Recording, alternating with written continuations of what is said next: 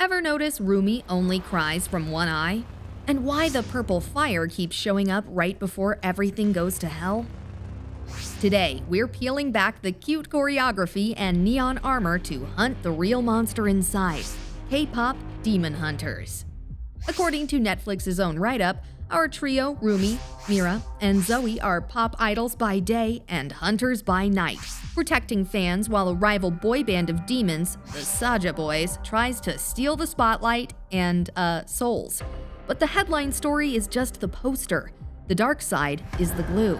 How the industry, the music, and your feelings get braided into a spiritual net called the Hanmoon, and how Rumi's two-sided self turns that net inside out. And yes, we'll get to the one-eye theory, trust me. But first, let's set the stage in 30 seconds. Huntrix is a three-member girl group, Rumi, Mira, Zoe. Their songs move crowds, and those crowds power the Hanmoon, a soul-woven barrier that blocks demons from crossing over. Meanwhile, the Saja Boys are demons disguised as idols, weaponizing fandom to tear the barrier down. That's according to Netflix and the official, widely cited summaries. What is the Hanmoon really? Fan-compiled lore describes it as a net made from resonating souls, created when a hunter's song genuinely moves people. It decays over time and has to be reforged through shared emotion, which, if you zoom out, is a sharp commentary on parasocial culture. Your feelings aren't just clicks, they're spiritual infrastructure. Enter the big bad Guima. Fans describe this thing as a giant mouth of purple fire that evolves features during the final clash. Less guy in a cape, more cosmic hunger. It's the color you keep seeing around Rumi's marks and key corruption moments, a visual thread tying her inner demon to the wider threat. And the Saja Boys? They're the honey trap. Beautiful, catchy, engineered to harvest attention. Think label-perfect idols, who happen to be reapers. The boy band as predator angle is baked into the setup. Their whole existence is to thin the Hanmoon and siphon souls through mass adoration. Now, why the story hits harder than a glossy music video? Rumi is part demon. The film plays with that reveal across symbols you can actually track. Markings across her body, the color story, and yes, the eyes. In fandom circles, the two eyes equals two selves theory blew up because it maps scene by scene. Yellow left eye as demon, black right as human. It's not an official rule book, but the pattern keeps repeating in key emotional beats, which is why viewers latched onto it. The one-eye theory, untangled. Let's walk through the moments the TikToks obsess over.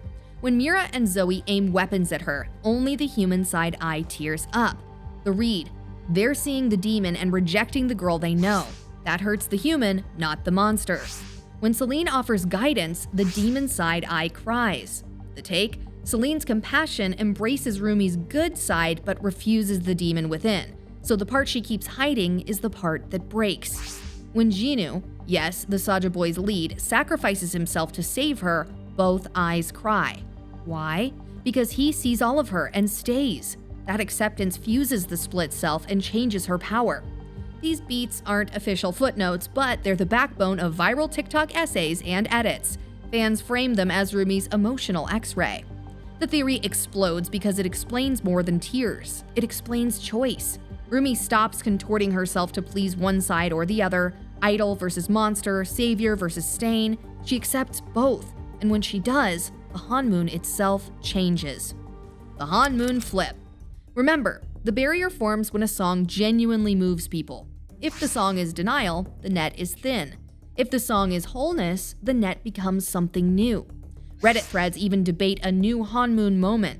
Rumi's acceptance reframes demons not as cartoon evil, but as beings warped by Guima's hunger, hinting at a world where the barrier protects humans and rescues what can be saved.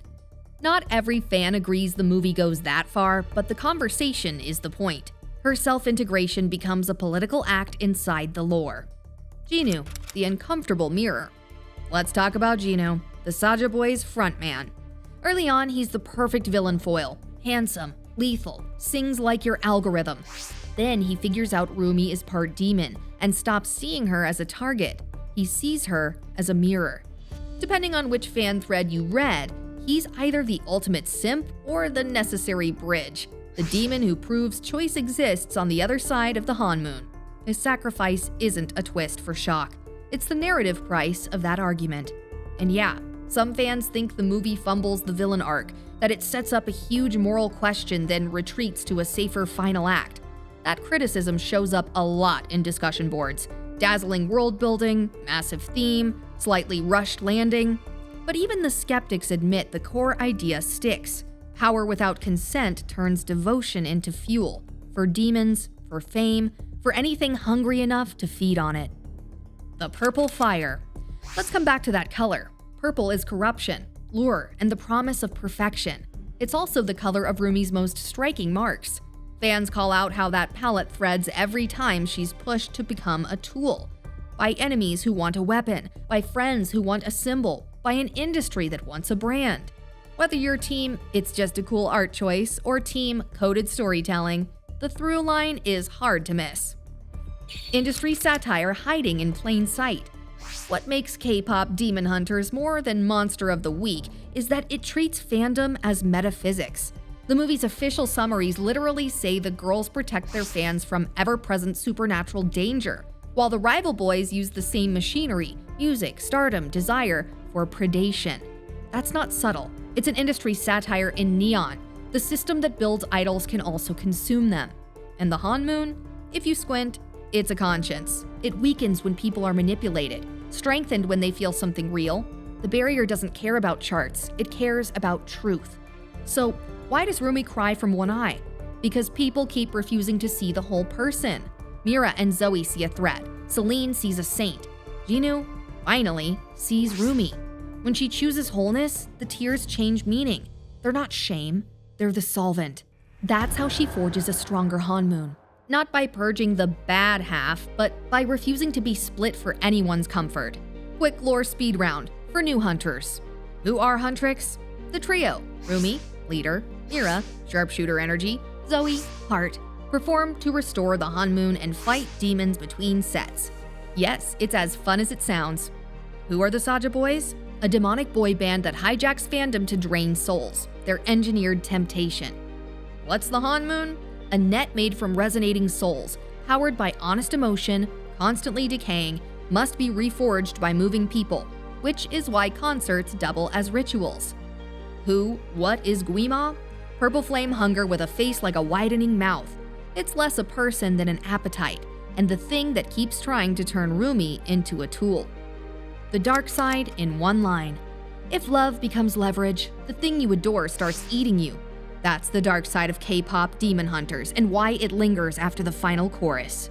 According to Netflix's own notes in the fan compendiums, this world is built on the power of being moved.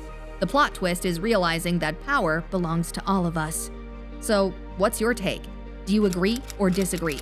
Drop a comment with your thoughts. We read them all.